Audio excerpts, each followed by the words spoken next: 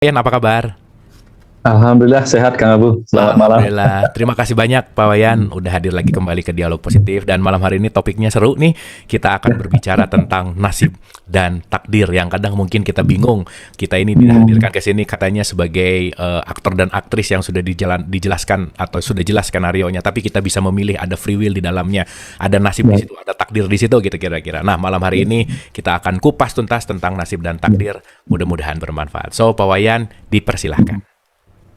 Ya, terima kasih Kang Abu. Selamat malam semua sahabat para jiwa yang hadir di ruang dialog positif ini. Mudah-mudahan dialog ini bermakna positif, yaitu menambah bekal-bekal perjalanan jiwa kita di kehidupan ini, juga nanti ketika kita harus meninggalkan kehidupan ini. Ya, saya hari ini langsung saja berbicara tentang nasib dan takdir yang kita tahu semua biasanya selalu membuat kita kebingungan, seperti kata Kang Abu. Tapi coba bayangkan kita, nah lihat di rumput saya ini, ada di rumah saya ada rumput. Lihat bayangkan kita mempunyai kemampuan untuk mendengarkan bahasa-bahasa rumput, mendengarkan bahasa-bahasa pepohonan dan sebagainya. Lalu tiba-tiba kita mendengarkan rumput berkata seperti ini. Ya Tuhan, kenapa aku mesti dilahirkan dengan tubuh yang hanya bisa bertumbuh setinggi ini?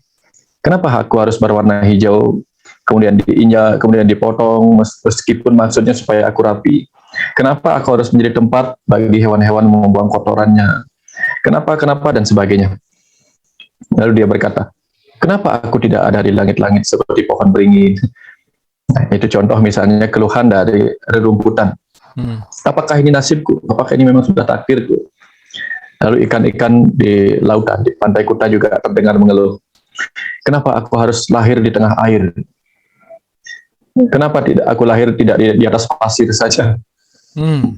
Sementara dia ikan-ikan yang memang memilih untuk lahir sebagai ikan, dan disiapkanlah tempat yang cocok untuk ikan itu bisa berenang.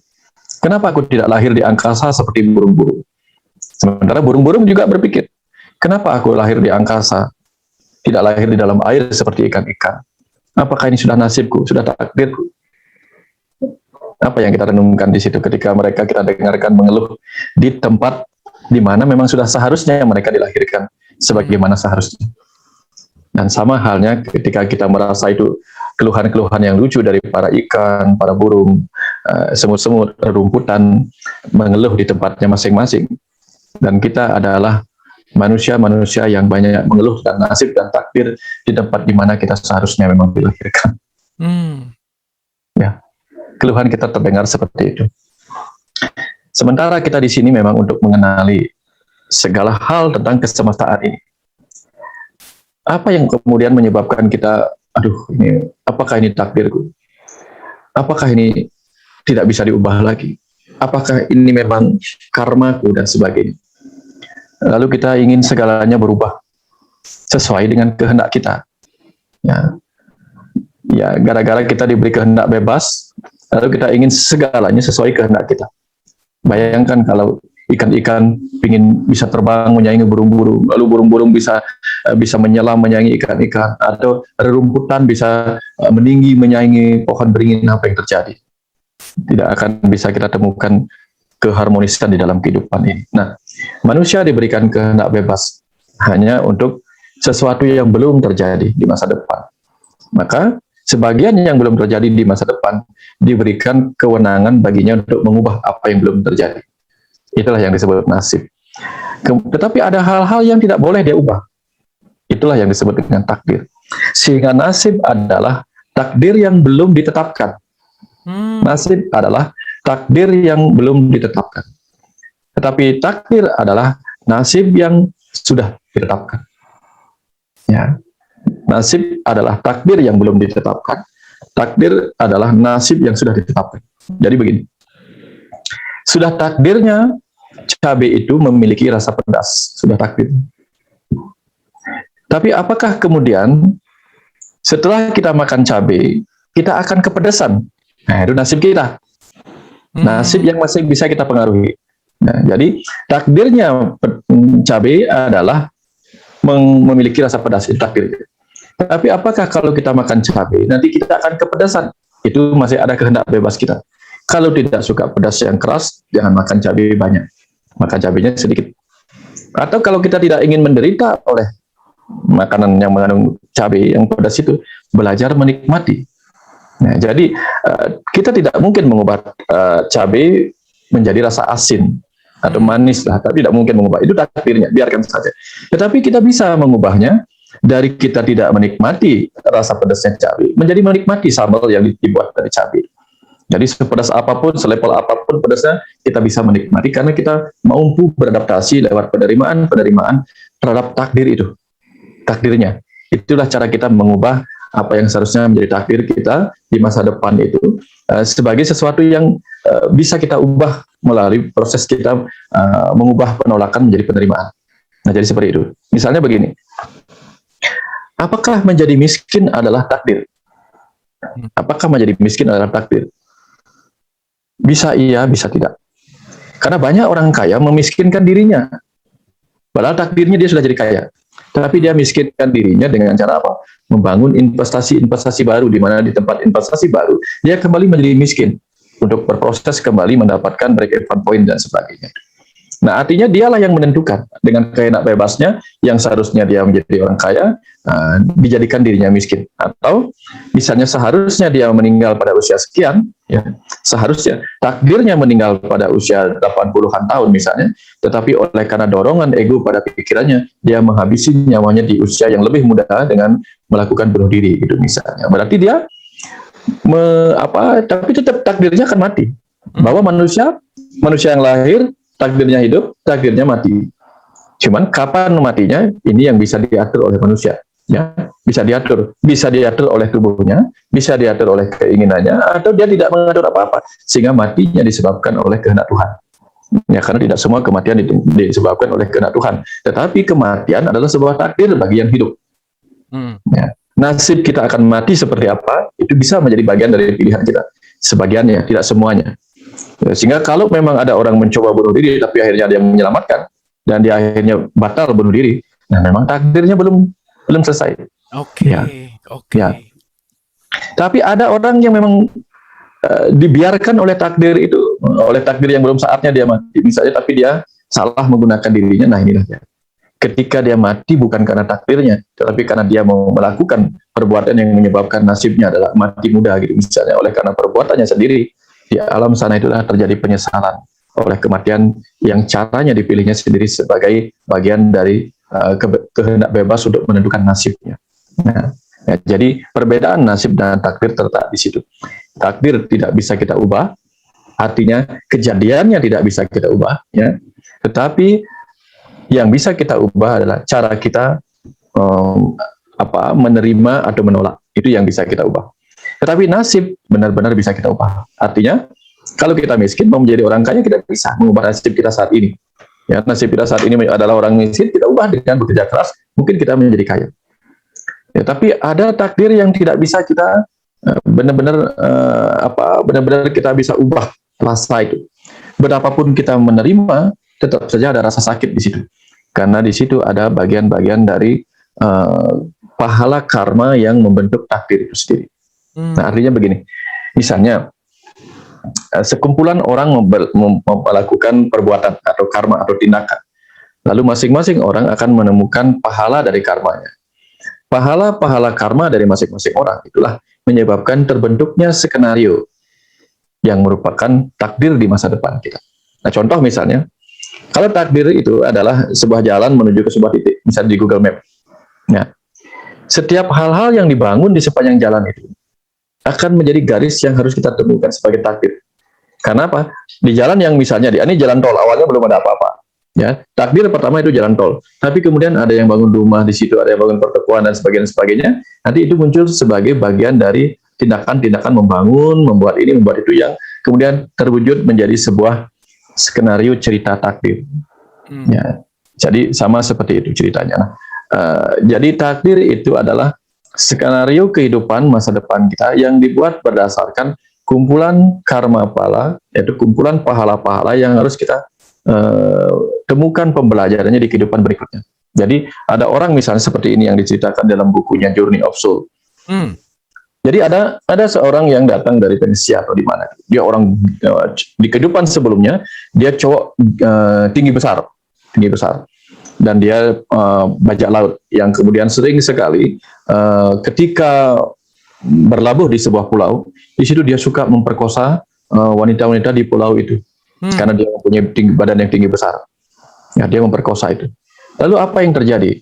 Setelah dia melakukan itu, dia tidak peduli apa yang dirasakan oleh wanita-wanita yang dia perkosa. Sampai ketika dia meninggal di alam sana itu, kemudian rohnya yang sudah mulai terbebas dari kemelekatan tubuh, tarikan-tarikan keinginan tubuh, di situ mengalami penyesalan dan ingin merasakan apa yang dialami oleh wanita-wanita itu. Maka dia kemudian memilih laki-laki, roh laki ini memilih terlahir sebagai wanita yang diperkosa oleh banyak laki-laki. Hanya untuk belajar mengalami rasa sakit yang diderita oleh orang-orang yang diperkosanya dengan penuh kekerasan. Nah, artinya pahala itulah yang membuat cerita kehidupan di masa depan yang untuk dipersiapkan oleh kehendak Tuhan sebagai cerita yang akan dia tempati.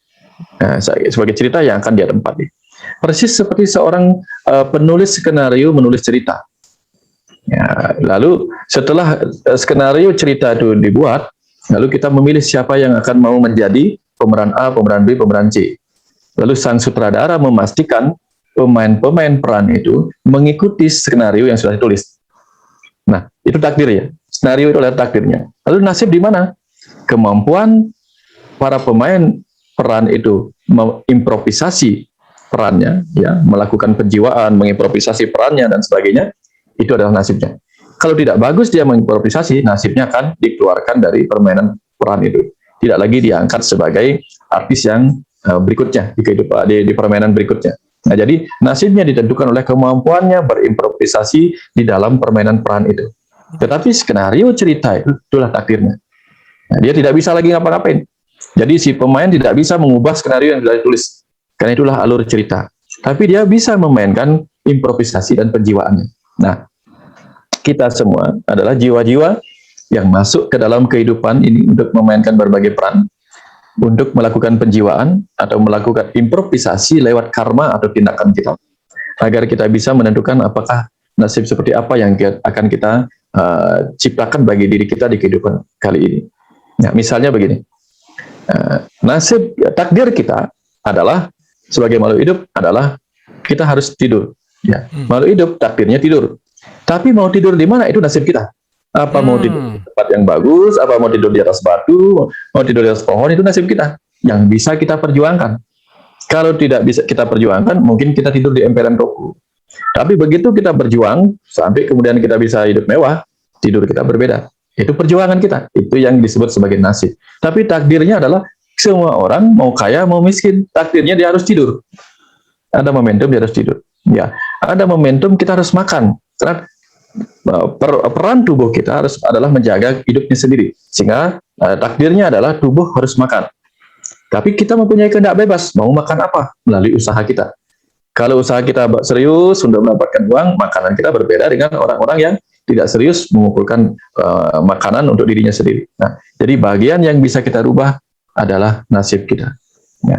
Tetapi apakah kemudian makanan yang mewah dipastikan memberikan kenikmatan? Juga belum tentu. Itu kembali lagi kepada penerimaan kita. Ya, misalnya orang kaya, nah, anggaplah takdir orang kaya adalah makanan mewah. Tapi apakah makanan mewah bisa menyebabkan orang bahagia? Belum tentu. Kemudian tergantung lagi bagaimana penjiwaan mereka ketika makan. Apakah mereka menjiwai kenikmatan makanan mewah itu? Ataukah mereka kehilangan rasa syukur atas kemewahan itu? Sehingga barangkali makanan mewah pun tak senikmat makanan yang dimakan orang-orang di emperan jalan, di emperan toko. Itu bisa jauh berbeda. Nah, itu kembali kepada kemampuan kita menyikapi keadaan-keadaan yang sedang kita hadapi. Nah, jadi tugas kita di kehidupan ini adalah belajar menerima semua kenyataan di masa lalu, semua kenyataan di masa kini yang sedang kita hadapi adalah takdir. Yang tidak bisa kita, mau ditolak mau gimana? Nggak bisa. Mau ditolak kayak apa? Nggak bisa. Masa lalu sudah menjadi takdir kita, masa kini sudah menjadi takdir yang ada di hadapan kita. Tapi masa depan masih mengandung nasib dan takdir yang bisa kita perbaiki. Nasibnya kita bisa ubah seperti apa, takdirnya kita bisa ubah di bagian rasa antara penolakan dan penerimaan. Nah, itu misalnya di masa depan bahwa semua orang takdirnya akan mati. Ya. Mati seperti apa itu nasib. Kemudian penolakan dan penerimaan kita terhadap kematian itu seperti apa? Itu kembali kepada kita. Apakah kita menerima dengan ikhlas sebuah kematian diri kita, kematian orang lain? Apakah kita terima dengan ikhlas atau kita penuh tangisi? Takdir tidak akan berubah. Kematian akan tetap menjadi kematian. Penerimaan kita dalam keikhlasan menciptakan kedamaian bagi kita, kedamaian bagi yang pergi. Penolakan kita menciptakan penderitaan bagi kita, penderitaan bagi sang roh yang telah pergi. Nah, sekarang semua kembali kepada free will itu, kehendak kita untuk bisa mengubah takdir menjadi nasib melalui perubahan antara penerimaan dan rasa. Tetapi kejadiannya sendiri tetap menjadi takdir itu sendiri. Kebayangkan, Bu? Kejadiannya sendiri tetap sebagai takdir. Skenarionya demikian. Tapi bagian dari takdir yang bisa kita ubah adalah rasa lewat penerimaan ataukah penolakan. Tetapi kejadian yang masih bisa kita ubah bentuknya, wujudnya, itulah nasib yang bisa benar-benar kita ubah lewat free will kita, kemampuan kita menggunakan pikiran, kemampuan kita menggunakan ucapan dan tindakan untuk mengubah di masa depan. Nah, kira-kira di bagian itulah perbedaan takdir dan nasib kita. Sehingga pertanyaannya adalah, kita ini sebagai manusia yang lahir saat ini dengan tubuh yang sudah melewati berbagai proses evolusi miliaran tahun.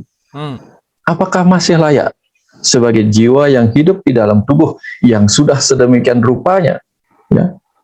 Seperti kita membeli HP yang terbaru, yang siap mengadopsi berbagai aplikasi, berbagai kebutuhan zaman itu. Tiba-tiba sudah punya HP yang terbaru, masih mengeluh. Ya, dan kita mendapatkan tubuh yang sudah melewati berbagai proses adaptasi, seleksi alam, evolusi, dan sebagainya, hingga tiba di tubuh saat ini. Dan sekarang kita dapat berkah ada dalam tubuh ini. Masihkah layak kita mengeluhkan dan menolak takdir dan nasib itu sendiri? Nah, karena begitu kita menerima, seperti kita menerima tamu. Ya. Kalau takdir adalah tamu, begitu kita berkata kita menerima tamu, maka kita akan membuka pintu penerimaan terhadap tamu yang datang. Ketika tamu kita bukakan pintu penerimaan, tamu akan bicara. Ketika dia bicara, kita menjadi tahu apa yang dibawa oleh tamu. Nah, ketika takdir datang sebagai tamu yang mau kita terima, kita akan membuka pintu.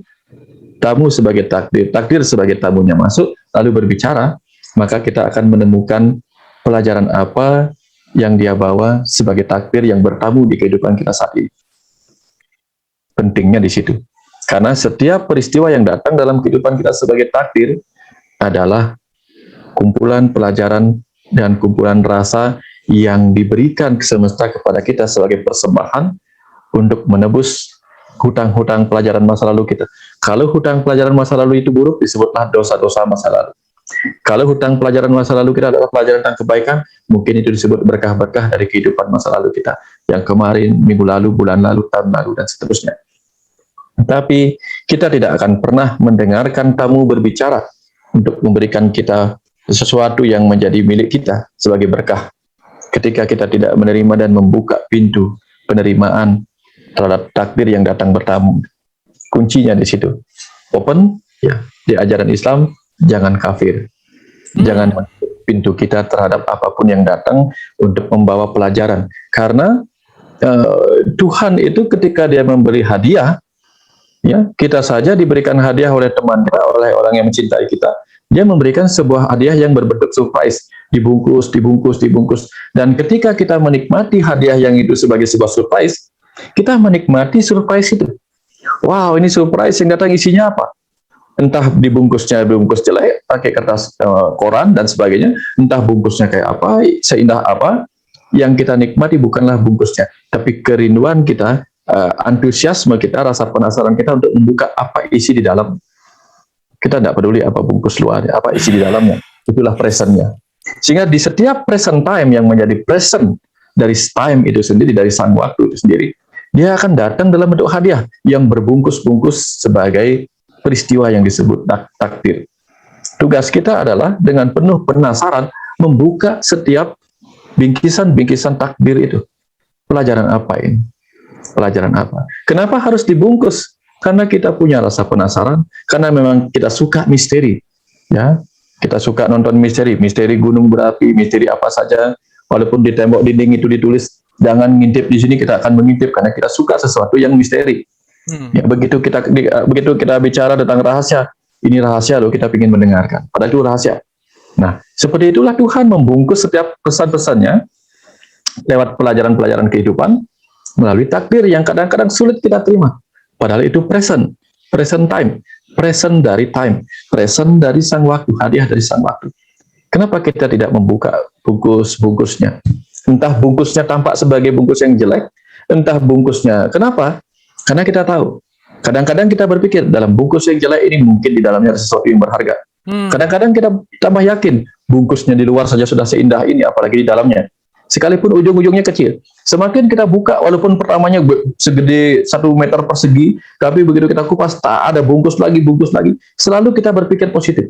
Jangan-jangan di dalamnya walaupun kecil ada yang berharga. Selalu kita berpikir demikian.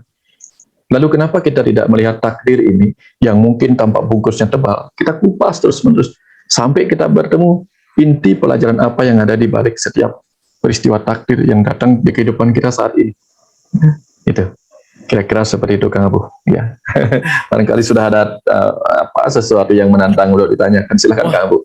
Luar biasa, Pak Wayan. Saya sangat bahagia sekali malam hari ini karena saya punya rasa dan pemikiran gitu ya, rasa pemikiran konsep yang seperti Pak Wayan sampaikan dari tadi, dan saya belum pernah secara gamblang menemukan atau mendapatkan vibrasi atau frekuensi yang sama gitu Pak Wayan. Jadi ketika tadi Pak Wayan satu kata demi kata menyampaikan itu seperti mengkonfirmasi apa yang benar-benar saya yakini selama ini berbicara tentang takdir dan nasib gitu Pak Wayan. Itu luar biasa sekali gitu.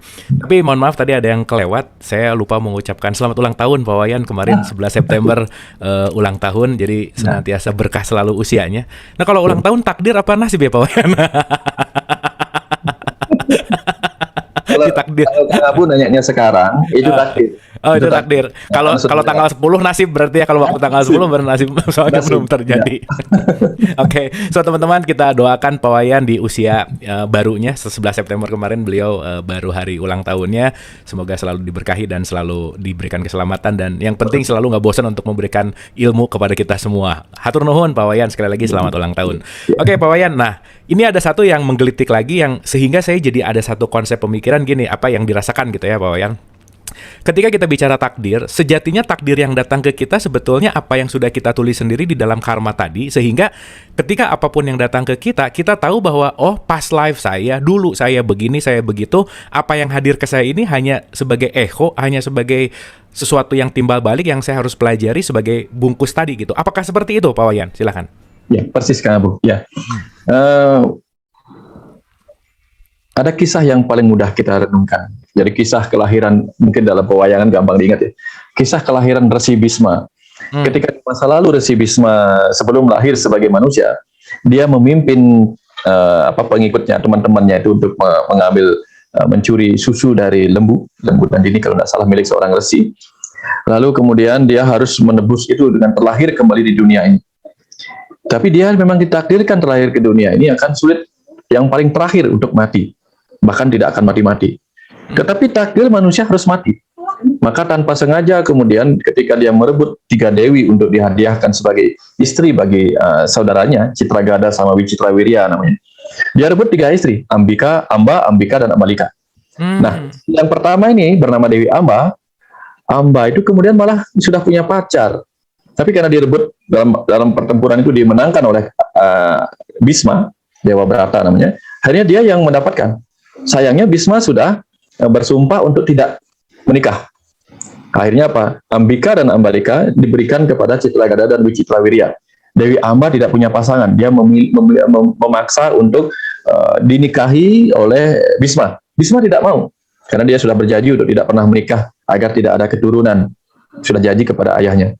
Yang terjadi kemudian Dewi Amba mendekati dia dan tanpa sengaja Bisma menghalang-halangi, menakut-nakuti dengan panah. Panahnya terlepas mengenai Dewi Amba. Dewi Amba kemudian mati dan berkehendak menuntut balas kepada Bisma. Di kemudian waktu Dewi Amba lahir sebagai Sri Kandi. Ya, untuk bisa menuntut balas kepada Bisma, dibuatlah skenario bahwa Bisma akan tetap mempertahankan dirinya di kerajaan Hastina walaupun dia sangat sayang kepada Pandawa. Bayangkan kalau dia berpihak pada Pandawa, ada di pasukan Pandawa, sementara Dewi Amba lahir pada Sri Kandi yang juga ada di Pandawa, tidak akan pernah terjadi pertempuran. Maka dengan alasan, walaupun dia tahu salah, dengan alasan membela Hastina, dia tetap ada di pihak Korawa, sehingga nanti dia akan berhadapan dengan Dewi Amba yang lahir sebagai Sri Kandi. Amba itu bahasa Balinya ambah, ambah itu jalan, sehingga Dewi Amba adalah jalannya pulang melalui Dewi Sri Kandi.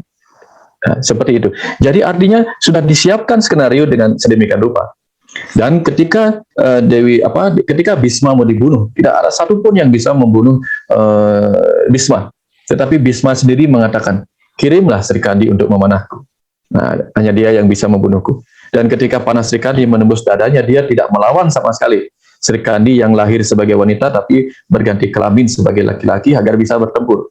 Sebuah pesan apa? Ketika Bisma sudah mengetahui bahwa karmanya sudah datang, takdirnya sudah datang, dia tidak melakukan perlawanan, tapi mencoba menerima dengan ikhlas kematiannya. Karena dia tahu, tanpa kematianku, Pandawa tidak akan menang. Tanpa kematianku, aku tidak bisa mati dan pulang ke alamku. Nah, jadi semua skenario seperti itu sudah disiapkan sedemikian rupa. Nah, seperti cerita dalam Journey of Soul, yang juga sudah saya kupas dalam video saya di YouTube yang bertemakan kehidupan sesudah kematian. Jadi, kita sudah menyiapkan diri kita akan terlahir kemana. Sudah disiapkan skenario, tinggal kita pilih. Nah, mau pelajaran yang mana dulu yang kita mau perbaiki. Sehingga kalau mau memperbaiki pelajaran A, maka kita harus memilih cerita A. Kalau mau memperbaiki kehidupan karma kita di masa lalu, pelajaran yang belum kita tuntaskan di B, kita perbaiki di di skenario kehidupan yang B, mungkin lahir di tempat ini.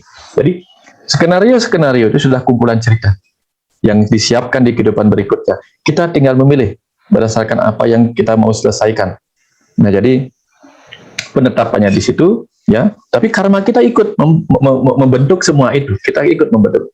Dan sayangnya ketika kita sudah ada di kehidupan itu, kita kembali menciptakan karma-karma baru yang menjadi bahan untuk skenario kehidupan lain kita di kehidupan berikutnya. Kecuali kalau kita belajar selalu ikhlas. Makanya di ajaran Islam itu ada ajaran tentang kepasrahan mendalam, keikhlasan mendalam. Itu supaya kita berhenti.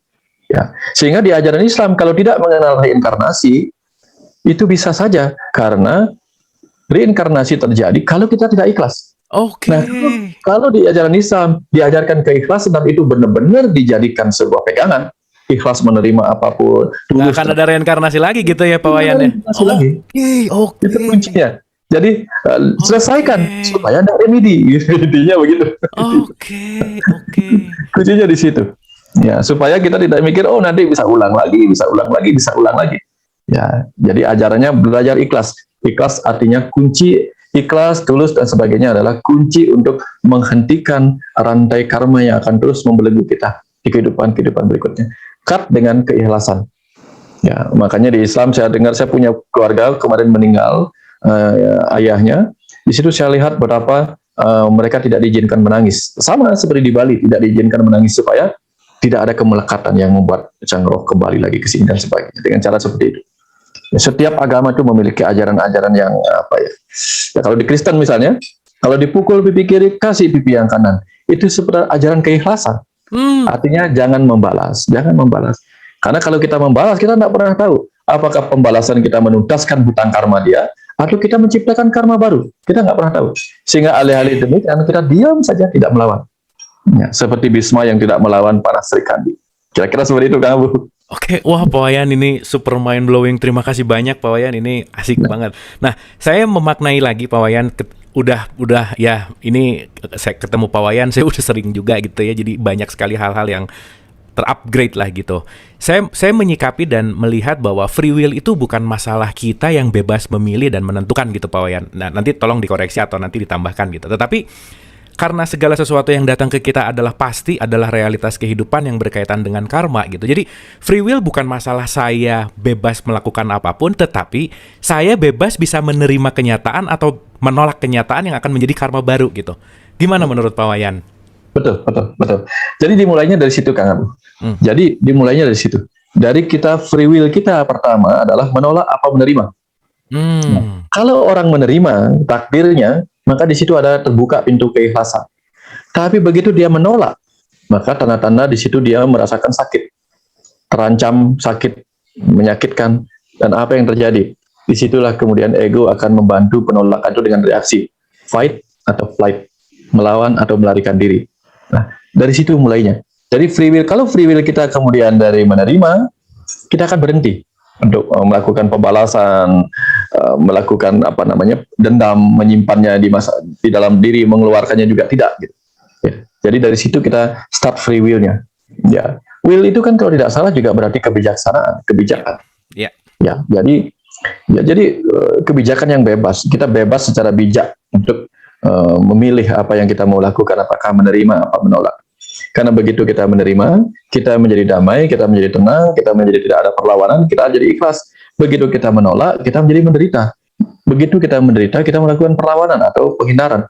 Di sini ego bereaksi. Begitu ego kita bereaksi, kembali, aksi, jadi bereaksi kembali. Jadi beraksi kembali. Jadi kalau sudah ada aksi kembali, akan muncul reaksi.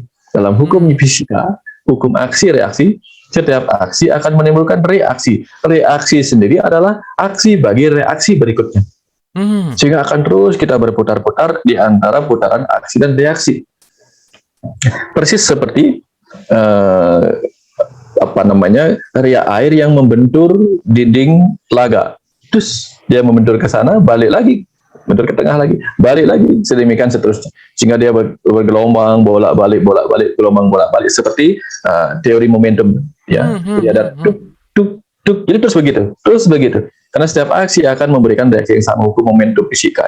Jadi di dunia fisika ini, di dunia tubuh ini, setiap reaksi kita akan memberikan reaksi. Tetapi begitu kita diam seperti dinding, cetuk, yang memukul itu lama-lama akan diam. Ya, betapapun ada gantungan, ini ada bandul menggantung kemudian membentur dinding yang diam. Dindingnya tidak akan memberikan reaksi. Ini juga akan mental sebentar. Tuk. Ya, seperti bola yang kita pantulkan. Ya. Tapi kalau kita memberikan kepada orang, ya, oper-operan begini, ya namanya oper-operan, aksi-reaksi. Nah, jadi keikhlasan adalah menjadi nol. Energinya nol. Jadi dia diam. Sehingga dengan diam, ini akan terus sampai dia berhenti sendiri. Ya, dengan pelan-pelan dia akan mengurangi. Kenapa? Nol itu meredam. Semua energi diredam. Nol itu netral. Semua akan dinetralkan. Nah, artinya free will kita dimulai dari seperti yang Kang Abu ceritakan tadi. Dimulai dari kita bebas untuk menerima apa menolak. Kalau kita menolak, resikonya ada dualitas muncul berikutnya.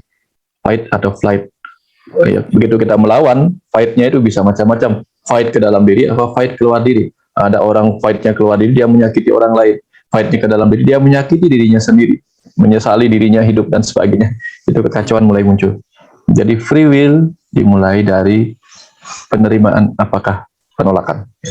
Ya, gitu kan Bu. Terima kasih Pak Wayan. Wah, itu saya senang banget malam hari ini dapat kalimat reinkarnasi Islam yang berkaitan bahwa Islam adalah ikhlas, bahwa itu tadi itu ada esensial yang mendalam dari kedua hal itu gitu. Dan itu yang selama ini jadi dalam tanda petik gitu ya, jadi polemik gitu ya, tapi ternyata malam hari ini saya banyak mendapat jawaban. Terima kasih banyak Pak Wayan. Nah, anyway, tadi berbicara tampar pipi kanan, kasih pipi kiri gitu ya, belajar tentang keikhlasan. Nah, bagaimana membedakan antara ikhlas dan pasrah gitu, nggak ngapa-ngapain gitu Pak Wayan. Dalam artian, ya udah, misalnya ya, maaf banget, misalkan ada orang, ya saya pasrah aja, tapi dia nggak berusaha gitu, nggak ngapa-ngapain, dia hanya pasrah kepada keadaan, kenyataan, tapi ya mau berubah, ya semuanya menyerahkanlah kepada takdirnya Tuhan dalam tanda petik. Tapi di satu sisi dia tidak ikhtiar atau tidak ada usaha. Nah, faktor usaha ini ada di mana kira-kira Pak Wayan? Silakan. Banyak yang kemudian sering mengartikan pasrah adalah diam dan menyerah. Padahal pasrah itu adalah berusaha dan berserah. Gitu. Oke. Berusaha dan berserah. Karena begini, kita mempunyai energi. Sebagai makhluk hidup yang menjiwai tubuh ini, kita mempunyai tubuh fisik yang bisa melakukan aktivitas fisik, kita mempunyai energi yang bisa melakukan kemampuan melakukan usaha, dan kita mempunyai jiwa yang memiliki kemampuan untuk mewujud sebagai usaha itu sendiri. Nah, tapi kita terbatas. Nah, karena keterbatasan kita, maka apapun yang kita bisa lakukan untuk mencapai sebuah tujuan pasti akan terbatas. Tetapi kita mempunyai sesuatu yang lain, ya, diri kita yang lain yang berada di antara kita dan harapan kita. Ya, yang ada di antara keterbatasan kita dengan harapan kita. Jadi misalnya kita bisa berlari 100 meter sampai di ujung jurang. Tujuan kita ada di di pinggiran jurang berikutnya. Nah, sampai di sini kita bisa melakukan yang terbaik. Selebihnya kita lepaskan. Seperti seorang pemanah yang melakukan usaha terbaiknya dengan membentangkan busurnya, membidik sebaik-baiknya, menguatkan kuda-kuda kakinya itu, kemudian bidik sebaik-baiknya. Setelah itu dia lepaskan. Ketika melepaskan anak panah itulah disebut kepasrahan. Oke. Karena ada apa? Ada kekuatan lain yang kita tidak pernah tahu. Entah angin akan membawa kemana, entah berat anak panah akan membuat kemana, begitu. Jadi ketika kita sudah pasrah, kita sudah melakukan yang terbaik, biasanya ketika terjadi kegagalan, kita bisa memaklumi diri kita. Ya, kita sudah terbaik. Mungkin tiba-tiba ada angin, atau tiba-tiba ada apa. Jadi kita tidak menyalahkan diri kita atas apa yang kita alami, karena kita sudah melakukan yang terbaik. Beda kalau kita ingin memanah sebuah sasaran, tapi busurnya kita taruh, tidak ngapa-ngapain, itu namanya pasrah. Itu bukan pasrah, itu menyerah. Karena ketika kita meletakkan busur, itu namanya menyerah, tidak melakukan apa-apa. Ya, sama dengan orang yang berperang meletakkan senjata, itu namanya menyerah. Tapi begitu dia menembak, siapa tahu dia mengenai, itu dia sudah berusaha. Sisanya kita tidak pernah tahu. Ya, jadi itu semua berkenaan dengan empat kekosongan tadi. Kekosongan yang berisi. Satu, ketulusan. Kekosongan dalam tindakan. Kenapa dalam ketulusan, yaitu kekosongan dalam tindakan, artinya kita melakukan sesuatu dalam tindakan kita tanpa mengharapkan hasil, di situ ada kekosongan, dan yang mengisi kekosongan yaitu Tuhan. Karena kenapa? Karena orang yang benar-benar melakukan sesuatu karena ketulusan, walaupun itu kosong, tidak mengharapkan apa-apa, di situ ada Tuhan hadir dengan berkata, engkau tidak perlu mengharapkan apa-apa, karena akulah yang sedang melakukan sesuatu dengan tubuhmu. Dan kau sedang melakukan sesuatu kepada orang lain yang adalah diriku. Sehingga dengan demikian, di kekosongan itu ada Tuhan yang tak terbicarakan, tak terkatakan, tetapi dia melakukan sesuatu. Kenapa? Saya melakukan ini karena hanya panggilan jiwa. Ketika panggilan jiwa tidak membutuhkan apa-apa. Panggilan jiwa yang terpanggil oleh jiwanya. Sehingga ini adalah tindakan dari jiwa kepada jiwa. Jiwa adalah percikan Tuhan, maka di tengah kekosongan ketulusan tindakan itu ada Tuhan dan Tuhan. Percikan jiwa, percikan Tuhan sebagai roh sebagai jiwa dengan percikan Tuhan yang lain di seberang sana yang kita perlakukan. Jadi dalam ketulusan itu ada kehadiran Tuhan sebagai yang sedang bekerja, sehingga tidak membutuhkan pamrih. Bagaimana mungkin Tuhan yang melakukan itu membutuhkan pamrih, karena semua miliknya, semua hasil adalah miliknya. Itu kekosongan dalam tindakan atau ketulusan. Kekosongan dalam menunggu, ya, menunggu. Ketika kita kosong dalam menunggu, itu disebut sebagai kesabaran. Di kekosongan itu pun ada Tuhan. Kenapa? Pada saat kita sabar di kekosongan itu, kita berserah kepada Tuhan sebagai sang waktu. Kapanpun tiba saatnya sang waktu mendatangkan, menghadirkan hasil yang kita mungkin harapkan dan sebagainya itu. Ya, seperti kita menanam benih pohon mangga, lalu kita berserah kepada sang waktu, tidak memaksa dia harus besok berbuah. Kapanpun dia tumbuh sendiri alami dan sebagainya, di situ kita menyerahkan prosesnya kepada perjalanan Tuhan sebagai sang waktu. Itu di kekosongan dalam penantian kita berserah kepada Tuhan. Ada Tuhan dalam kekosongan itu. Kemudian dalam proses tadi ada Tuhan, karena kita berserah kepada kuasa yang lebih tinggi, karena kita sudah melakukan kuasa kita yang terbatas ini. Sisanya adalah kuasa yang tak terbatas. Jadi dalam kekosongan di proses itu yang kita sebut sebagai kepasrahan, ada Tuhan hadir sebagai kuasa yang lebih tinggi. Let nature do the rest. Nature sedang bekerja di situ. Ya. Ketika kita belajar pada kekosongan yang terakhir dalam penerimaan, yaitu keikhlasan, di situ juga ada Tuhan, karena kita percaya apapun yang kita terima dengan penuh keikhlasan, di situ pasti ada campur tangan Tuhan dalam setiap hal yang datang kepada kita sebagai takdir yang harus kita terima. Ketika di situ kita melihat apapun yang datang kepada kita sudah bagian dari takdir yang harus kita terima dengan ikhlas, kita percaya dan kita yakini di kekosongan kita dalam penerimaan itu ada campur tangan Tuhan yang menghadirkan takdir ke dalam kehidupan kita. Dan ketika kita kupas, kita lihat Tuhan sedang mengajari kita dalam diam lewat peristiwa-peristiwa kehidupan. Jadi di 4 kekosongan itu ada Tuhan, karena dia berkata, akulah kecerdasan semesta tak terbatas yang mengisi setiap ruang kosong. Entah ruang kosong ketulusan, entah ruang kosong kesabaran, entah ruang kosong kepasrahan, entah ruang kosong keikhlasan. Nah, dari situ kita bisa mengalami perjumpaan dengan Tuhan itu sendiri. Makanya jangan heran orang-orang yang melakukan kebaikan dengan tulus, tanpa apa-apa, dengan mudah dia akan bahagia melihat orang lain bahagia. Sekalipun orang lain yang bahagia itu tidak mengucapkan terima kasih. Karena kalau orang melakukan ketulusan, melakukan perbuatan dengan harapan mendapatkan ucapan terima kasih, dia tidak akan pernah mendapatkan ucapan terima kasih pada orang buta, orang bisu yang dia tolong. Ya, tidak akan mendengar kata terima kasih dari orang bisu yang dia tolong. Ya. Tetapi kalau dia tidak mengharapkan itu, mau orang bisu, mau orang baik yang bisa bicara tanpa mengucapkan terima kasih, tapi bahasa tubuh yang menampilkan kebahagiaan jiwa di dalamnya, itu sudah membuat dia menangis terharu. Itulah hadiah bagi orang-orang yang melakukan ketulusan. Karena ketulusan jiwanya menyentuh jiwa orang itu yang berbicara lewat bahasa tubuh. Nanti alami sendiri kalau pernah mengalami. Tangisnya berbeda.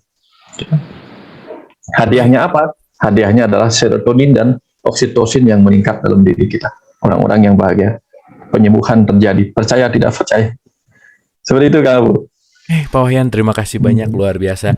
Saya pertanyaan dan yang ingin didiskusikan masih banyak, tapi ini pertanyaan di chat udah banyak, juga yang resen juga udah banyak. So teman-teman di Instagram Live, di YouTube maupun di Zoom, jika ada yang mau memberikan apresiasi atau pertanyaan, silahkan gunakan chatnya atau raise hand. Kita terhubung dengan Ibu Anca. Bu Anca, silahkan.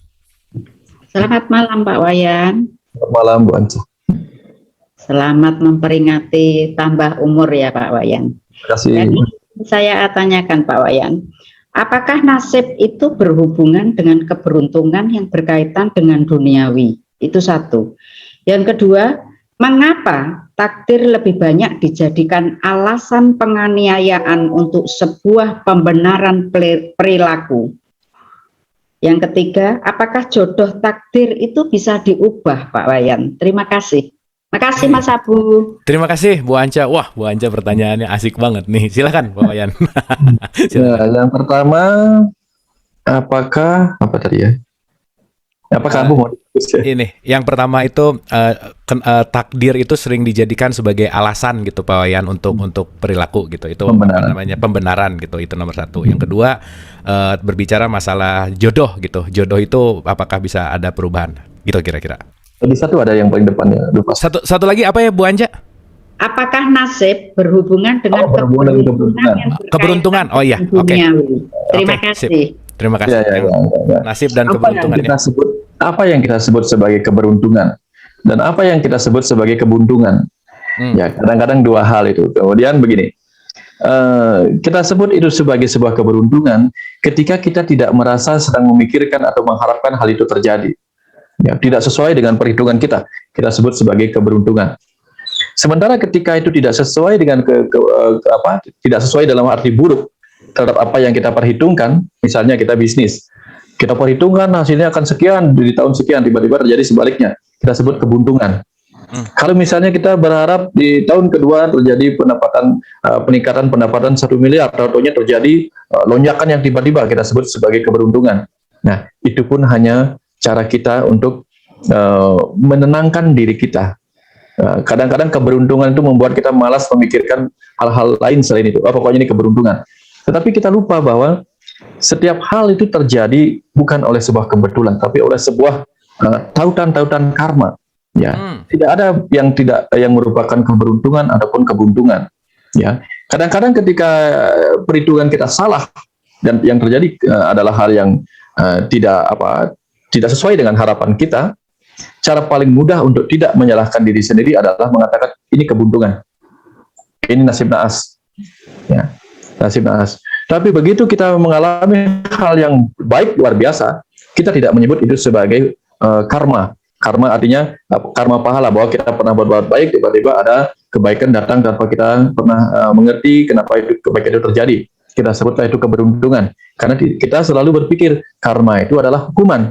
Karena ada hukum karma, padahal hukum karma itu bukan hukuman, melainkan formula, rumus, formula karma. Ada hukum Newton, hukum Bernoulli, hukum Archimedes, itu hukum, artinya bukan hukuman, bukan. Hukum bahwa apapun yang kita tanam, itu akan kita tuai, apapun kita tabur, itu akan kita petik. Nah, itu hukum. hukum tabur tuai. Hukum karma itu adalah apa yang kita lakukan, nanti pahalanya begini. Kalau begini dapat pahala, kalau ini dapat dosa, dan sebagainya, itu hukum. Jadi bukan hukuman. Nah, ketika kita mendapatkan keberuntungan, sesuatu yang luar biasa kita sukai, kita tidak mau menyebutnya itu karma. Karena seringkali konotasi karma adalah buruk, karena hukuman. Sehingga alih-alih mengatakan hukum karma, ini hukum karma, kok kayaknya nggak enak ya disebut hukum karma, karena hukum karma kan biasanya konotasinya buruk. Sehingga kita sebutlah itu keberuntungan. Nah, kemudian ketika yang terjadi adalah hal-hal di luar dugaan dan tidak kita sukai, kita sebut kebuntungan. Alih-alih kita menyebutnya sebagai hukum karma, karena kita mungkin salah perhitungan dan sebagainya. Kita sebut seperti itu. Karena tidak ada hal yang terjadi tanpa perhitungan. Jadi ada perhitungan yang kita ketahui secara sadar, ada perhitungan yang tidak kita ketahui secara sadar. Jadi ada hal-hal yang di luar kuasa kita. Itulah kuasa kecerdasan semesta tak terbatas yang tidak kita pahami, yang kita sebut sebagai keberuntungan. Terus yang kedua, bagaimana dengan beberapa pembenaran terhadap takdir? Nah, memang demikian. Segala sesuatu di kehidupan ini akan datang sebagai kebenaran yang kemudian diubah menjadi pembenaran. Ya, selalu demikian. Apapun yang disebut kebenaran itu bisa diubah menjadi pembenaran. Misalnya, hidup mati di tengah Tuhan. Untung tidak banyak yang menggunakan ini sebagai pembenaran. Ya, tapi seringkali bisa bermanfaat. Misalnya, hidup mati memang di tangan Tuhan. Tapi kalau orang ditabrak dengan sengaja, atau dibunuh, atau disakiti dengan sengaja, lalu si terdakwa mengatakan, bukan saya loh yang membunuh dia, karena hidup mati di tangan Tuhan, nah itu pembenaran. Ya, sayangnya itu jelas sekali bukan kebenaran. Kalau ada orang habis membunuh, lalu mengatakan, bukan saya yang membunuh, tapi memang kehendak Tuhan. Karena bukankah hanya Tuhan yang memiliki kehendak kuasa untuk membunuh atau mematikan seseorang. Nah, itu kebenaran. Tapi jangan lupa, setiap hal di kehidupan ini adalah kebenaran. Begitu diucapkan oleh seseorang, tergantung kepentingannya. Itu adalah kebenaran. Ya, setiap kebenaran yang dipakai oleh pikiran, oleh kata-kata, oleh tindakan demi sebuah kepentingan, seketika itu dia menjadi kebenaran. Itu sebabnya kebenaran itu adalah sesuatu yang tak terungkapkan. Begitu diungkapkan, dia langsung menjadi kebenaran, tergantung dari sudut mana kita melihat, termasuk tentang takdir. Ya, misalnya, ketika kita tidak mampu untuk menjaga jodoh kita dengan baik melalui pernikahan 3 kali, lalu kita bercerai, alih-alih menyalahkan diri sendiri yang tidak mampu menjaga pernikahan itu dengan baik, kita katakan, mungkin sudah takdir saya, mungkin dia bukan jodoh saya. Tapi begitu kita awal-awal bertemu, wah, sepertinya saya merasa ada sesuatu yang menggetarkan. Saya yakin kamu ada jodohku. Kalau kamu bukan jodohku, tidak mungkin kita berpisah. Tidak mungkin kita menikah. Begitu bercerai, dia bilang, kalau kita tidak jodoh, kalau bukan takdir, tidak mungkin kita cerai. Tuhan bingung, takdirmu yang mana, yang menikah apa yang bercerai? Ya, seperti itu. Ya, jadi sebenarnya semua kembali kepada kehendak bebas kita. Kalau misalnya kita sudah menikah, maka dia adalah jodoh kita sebagai takdir, jodoh kita. Bagaimana nasib pernikahan kita di kemudian hari? Tergantung usaha kita. Tergantung free will kita. Apakah kita menerima perbedaan dengan pasangan kita atau kita menolak perbedaan kita? Nah, itu lagi seperti yang Kang Abu katakan tadi. Menolak free will kita pertama, menolak perbedaan kita atau menerima perbedaan kita. Tapi kalau orang mengerti arti pernikahan, dia akan tahu bahwa ada 3 perbedaan yang harus dia perbaiki, 4 perbedaan yang harus dia satukan. Sehingga dia perlu menikah 4 kali. Kemarin saya biasa cerita menikah 3 kali. Sekarang saya tambahkan lagi 1. 1, menikahkan tubuh antara pasangan kita. Menikahkan tubuh laki-laki dengan tubuh wanita. Sehingga kalau pasangannya sama, agak sulit bercerita. Ya, kalau tubuhnya sama, jenis kelaminnya agak sulit menceritakan ini. Kemudian pernikahan kedua, pernikahan pikiran. Ya, pernikahan pikiran supaya 2 ego yang saling berbeda bisa menyatu. Sehingga lahirlah kesepahaman. Pernikahan ketiga adalah pernikahan jiwa kita, yang maskulin dan feminim, sehingga menyatu. Pernikahan keempat adalah pernikahan antar keluarga. Sehingga antara ibu mertua dengan mertua kita saling satu menyatu, saling bertautan. Nah, itu sebenarnya 4 pernikahan yang kita ini. Nah, kebanyakan kita menyerah di pernikahan kedua. Berhasil menikahkan tubuh, ya, berhasil punya anak, masuk pernikahan kedua, pernikahan pikiran, bertengkar hebatnya. Lalu ketika berpisah, sudah takdir saya berpisah. Dulu takdirnya bertemu, sekarang takdirnya berpisah. Ya, nanti kalau ketemu lagi CLBK, takdir saya kembali bersama dia. Kita akhirnya bolak-balik menyebut itu takdir. Sebenarnya kita yang memainkan peran. Ya, ada bagian yang menjadi skenario semesta, ada bagian yang kita improvisasikan. Kira-kira seperti itu antara jodoh dan takdir itu tadi, Kang Abu. Sepertinya sudah terjawab kita. Ya, sama nasib juga sudah terjawab. Terima kasih Pak Wayan. Terima kasih Bu Anja, pertanyaannya seru, jawabannya juga asik. Jadi sebelum nikah kayaknya kita jodoh deh, pas udah nikah kayaknya kita nggak jodoh deh. Bener sih Pak Wayan, itu banyak terjadi. Oke, terima kasih Pak Wayan. Berikutnya Ibu atau Mbak Amra Naima Kamila. Ya, silakan. Malam Pak Wayan. Malam Bu Amra. Ya, malam. Silakan. Apakah dalam nasib orang lain itu ada tanggung jawab kita? Contoh dalam konteks misalnya kayak berita ini kan banyak tuh kayak tetangga kelaparan. Tapi maksudnya apakah ada? Karena mungkin kita juga gitu yang nggak lepak-lepak itu tetangga kita untuk nawarin makanan. Gitu. Oke, Bu Amra, suaranya tadi agak naik turun. Boleh diulang sekali lagi? Kurang jelas. Apakah dalam nasib orang lain itu ada kita? Oke. Dalam konteks kita kelaparan. Misalkan kadang kita sebagai tetangga gak aware gitu kalau misalnya tetangga kita lagi kelaparan, apalagi saat pandemi kayak gini. Ya. Benar-benar dari tanggung jawab kita pribadi, tapi ada campur tangan kita juga gitu. Maksudnya tanggung jawab orang lain atau tanggung jawab kita juga ada di situ. Oke. Baik, terima kasih Bu Amra. Ini asik, menarik pertanyaannya. Jadi di nasib orang lain itu ada campur tangan kita nggak sih? Kalau orang di luar kelaparan itu jangan-jangan juga tugas kita untuk ngasih makan atau bersedekah, berbuat kebaikan atau gimana? Silakan Pak Wayan. Betul. Hidup ini adalah pertautan karma. Ada pertautan karma yang berdekatan. Ada pertautan karma yang berjauhan. Misalnya begini. Kalau petani berhenti melakukan tugasnya di setiap desa, petani berhenti melakukan tugasnya, maka terjadi kekacauan bahkan di tingkat kota, bahkan di tingkat pemerintahan pusat pun mengalami kekacauan. Misalnya, produksi padi menurun karena beberapa petani memilih pekerjaan yang selain bertani. Produksi padi menurun, lalu cadangan beras menurun, Bulog mengalami kekacauan cadangan beras, perekonomian kacau balau, dan sebagainya. Jadi ada satu hal kecil yang dilakukan oleh petani karena dia meninggalkan tugas kewajibannya, itu berentetan kemana-mana. Jadi, apakah nasib sebuah negara berada di tanggung jawabnya petani? Ya, ada. Tapi apakah seseorang yang bertugas mengantarkan hasil panen petani ke pasar juga mempengaruhi kehidupan banyak orang? Iya. Tanpa kita sadari, iya. Contoh sederhananya begini. Tubuh kita sudah mengalami memberikan pengajaran yang sama. Ketika kita menusuk lengan kita dengan satu jarum kecil, satu lengan kita, yang terluka atau tersakiti di bagian lengan kita, di bagian kulit kita, mungkin tidak hanya 0,00 sekian persen dari seluruh luas tubuh kita. Tapi apa yang terjadi? Dia menyebabkan mulut berteriak, mata mengeluarkan tangis, kemudian kadang-kadang menjadi demam berhari-hari karena itu.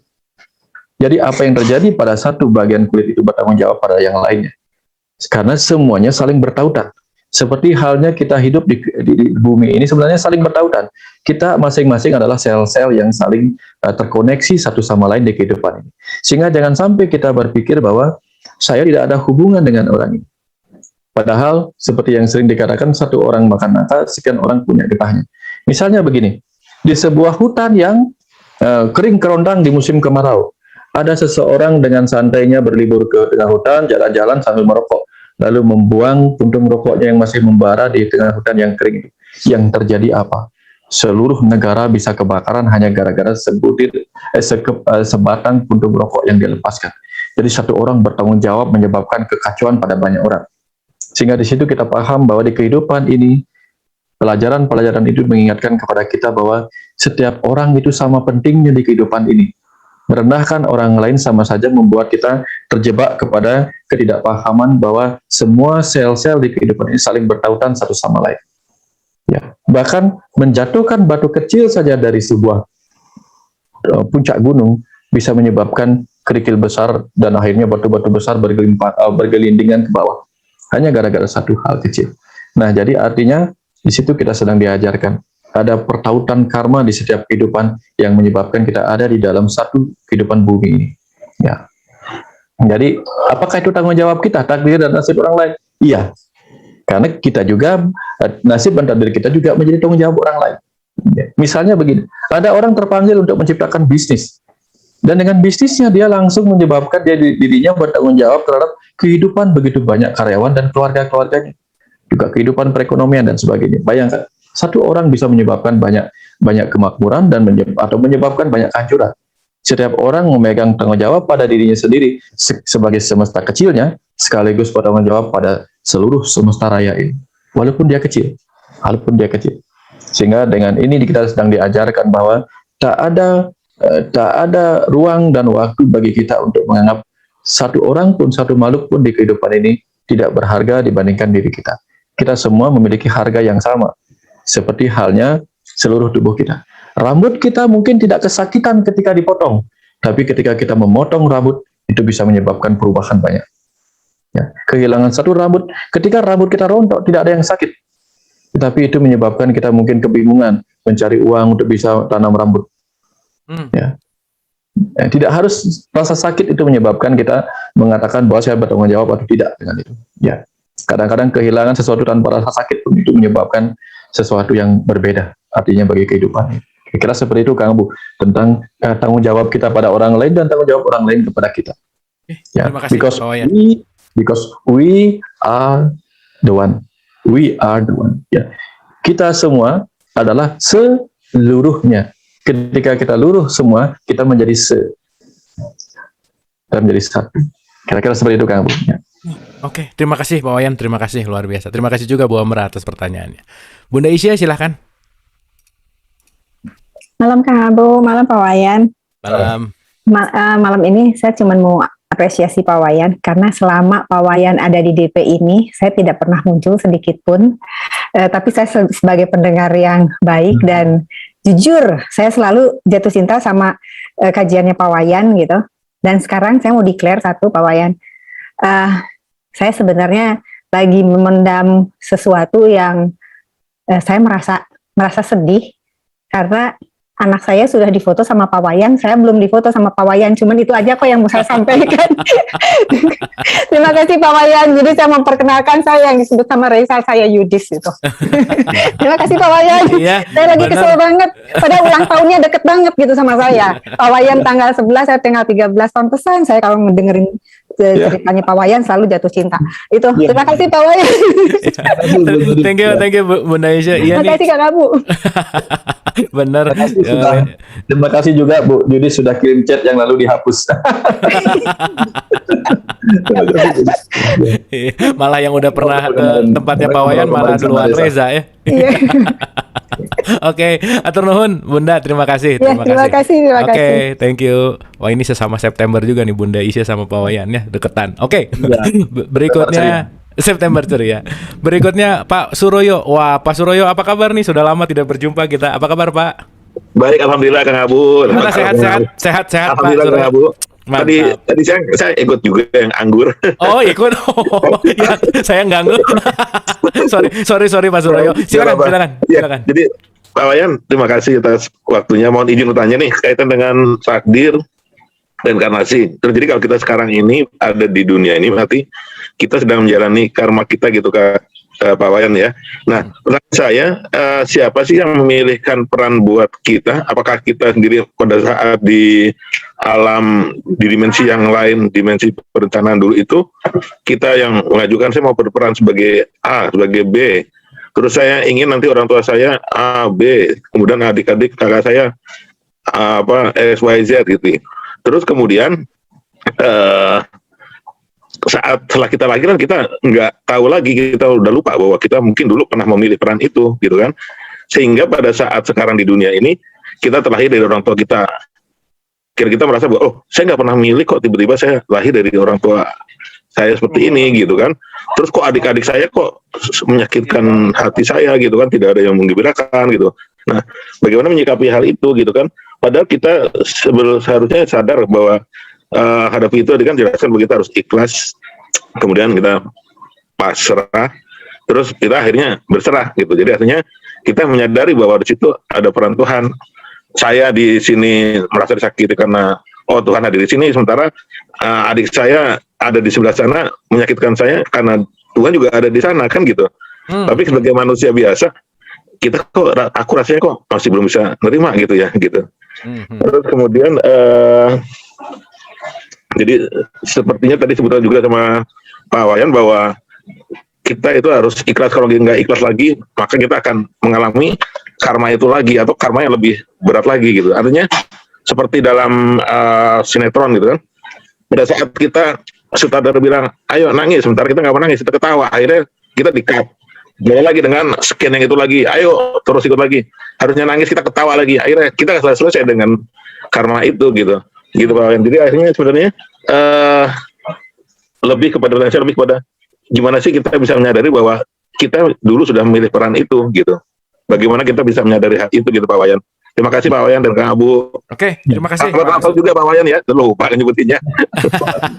Thank you Mas Rayo, terima kasih Ya, banyak. Terima Abu. kasih. Silakan Pak Wayan. Ya. Pertama, siapakah yang berhak memilihkan atau dipilihkan? Jadi begini, ada macam-macam jenis roh. Ada roh yang matang. Nah, roh yang matang itu begini. Ketika kita remaja ya, dan kita belum berpenghasilan, lalu kita ingin punya mobil atau ingin punya apa, tapi kita belum berpenghasilan. Tapi kita punya orang tua yang kaya raya. Mungkin saja orang tua kita itu memilihkan apa yang akan kita mobil apa yang akan kita kendarai. Tapi kita dipilihkan karena disesuaikan dengan, kalau orang tuanya bijak, dipilihkan. Kamu tidak boleh ini, kan kamu hanya sekolah, mobilnya cukup yang ini.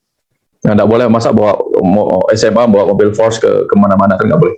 Walaupun kaya raya, cukup mobil yang begini. Nah, pada saat seperti itu, atau mungkin kita SD, kita tidak mungkin diberikan untuk bawa mobil ke sekolah. Kamu SD, cukup ini saja. Nah, jadi seperti itulah roh-roh yang belum matang itu akan dibantu memilihkan apa yang kendaraan apa atau tubuh apa yang akan dia cocok pilih di kehidupan berikutnya.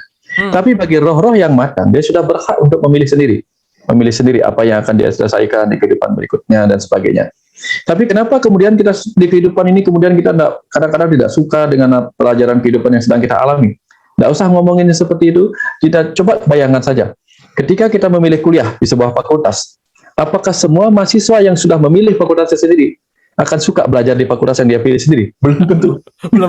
Belum tentu. Kita senang ketika kita mendapatkan fakultas yang kita pilih, tapi kita belum tentu sesenang itu ketika hidup dalam pembelajaran di ruang fakultas. Benar seperti itu. Jangan kata fakultas, kita yang sukanya apa? Kalau sekolah sukanya bukan belajar, sukanya ketemu teman dan bermain. Sukanya ketemu teman dan bermain. Walaupun kita mahasiswa, lebih suka bertemu teman dan bermain. Sama dengan di kehidupan ini. Di kehidupan ini, orang ketika bicara tentang pelajaran dan ujian kehidupan, dia sudah stres. Tapi ketika bertemu dengan teman yang saling bermain, kemudian kalau saja dia lahir sebagai orang kaya yang tidak perlu bekerja, bla bla bla dan sebagainya, tinggal bermain-main saja di kehidupan ini, berapa menyenangkan. Tapi begitu dia harus menghadapi pelajaran, menghadapi ujian kehidupan, mulai stres. Hampir dia lupa bahwa apapun yang membuat dia stres dan menderita sebagai bentuk pelajaran, itu adalah pelajaran yang dia pilih dari ketika dia memilih fakultas kehidupan ini. Nah, sama seperti itu. Ketika kita sudah memilih sebuah kehidupan, ya sama seperti ini misalnya. Contoh memilih kehidupan.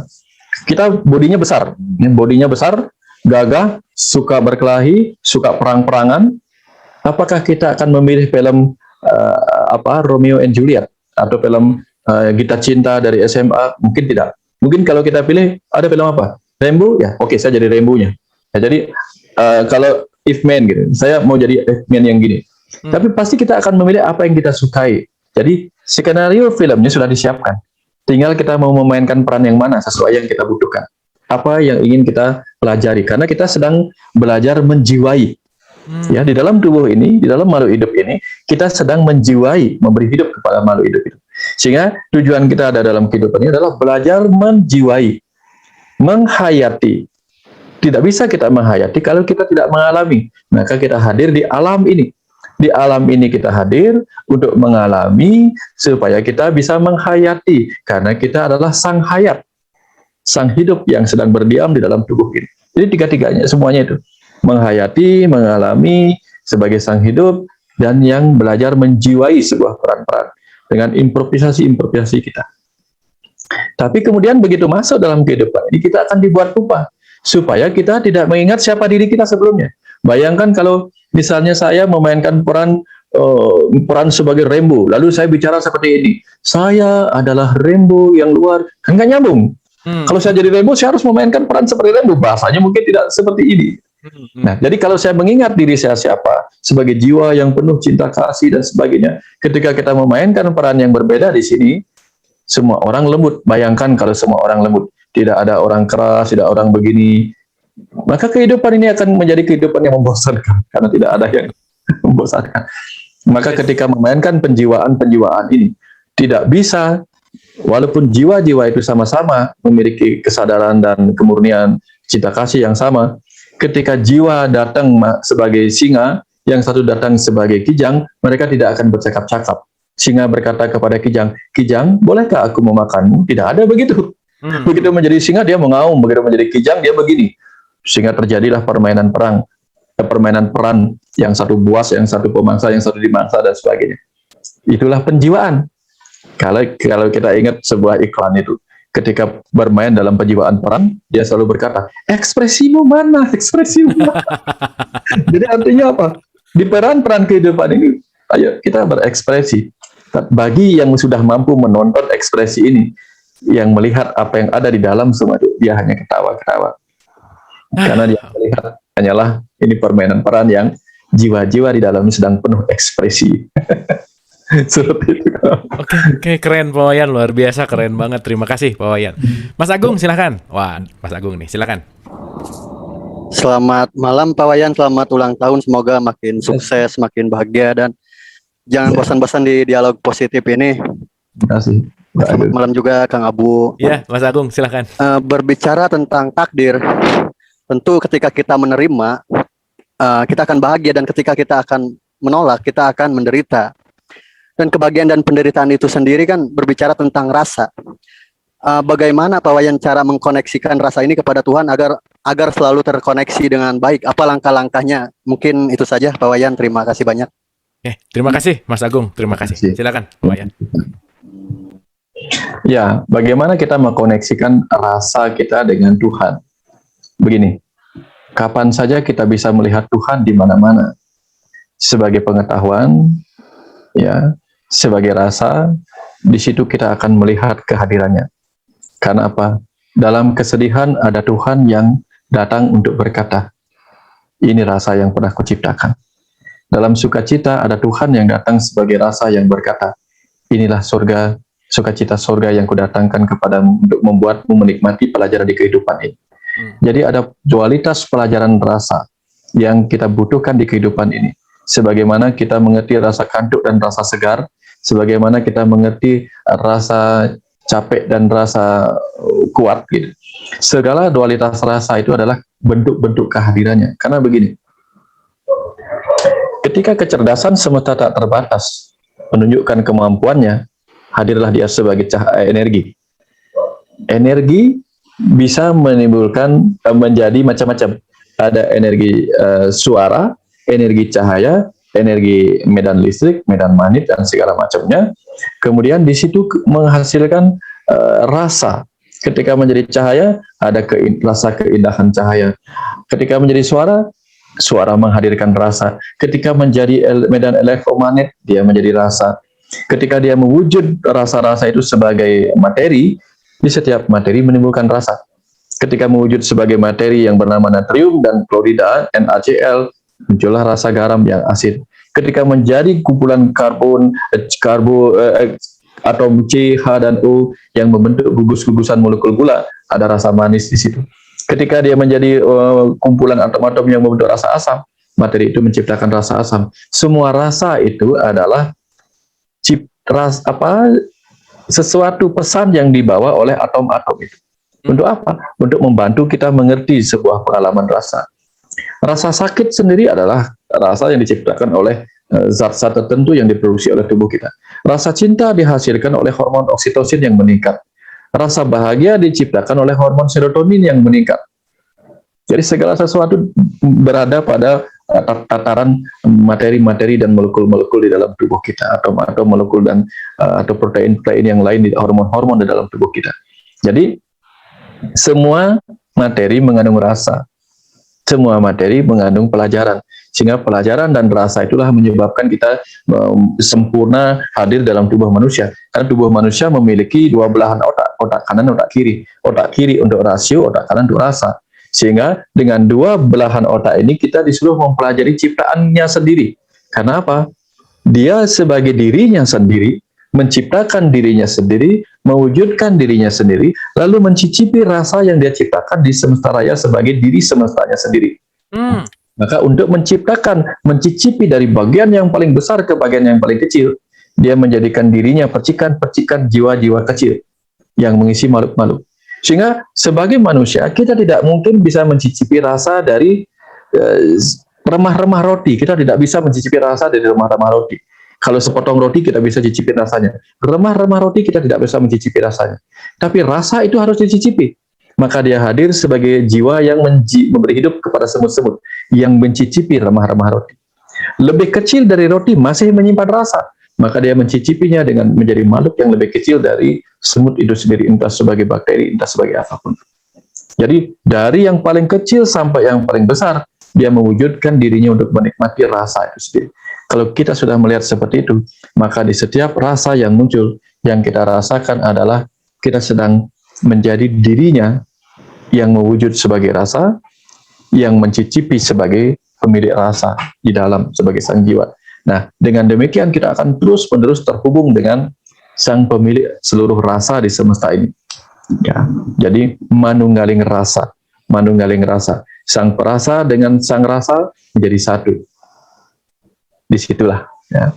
Jadi apa yang dari luar menimbulkan rasa dan apa yang di dalam yang merasakan akan menyatu lewat aliran air mata keharuan di dalam. Ya, kira-kira seperti itu. Terima kasih banyak Pak Wayan. Baik, terima kasih Ibu dan Bapak, dan ini mungkin akan jadi pertanyaan terakhir dari Ibu Kiki sebelum nanti setelah ini kita akan mendengarkan pesan semesta. Pada Ibu Kiki dipersilakan. Ya, terima kasih.